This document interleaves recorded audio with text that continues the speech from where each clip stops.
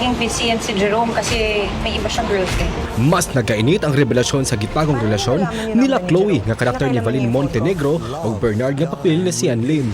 Butang nga pabalik-balik nga nagpasakit ni Angela nga karakter ni Jeneline Mercado. Karong gabi, pinaagi sa balik-balik nga kasinatian, masayran bakahan ni Angela ang ilang sekreto at ang iyang mga nagkanindot nga eksena sa Love Die Repeat 8:50 PM pagkahuman sa Black Rider sa GMA Prime.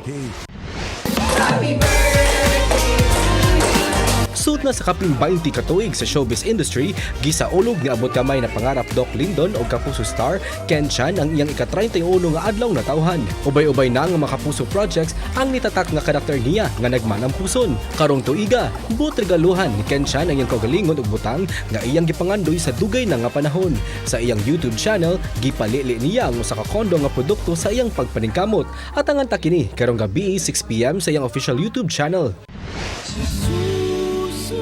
Usa si Kapuso Primetime King Dingdong Dantes sa mga nitambong sa Manila International Film Festival nga gipahigayon sa Los Angeles, California, USA. Gidawat niya ang pasidungog isip Best Actor sa iyang salida nga Rewind kauban niyang asawa nga si Kapuso Primetime Queen Marian Rivera. Mapasalamaton siya sa iyang kadaugan nga gihalad niya sa iyang Dongyan supporters nga padayon nagsunod sa ilang mga proyekto.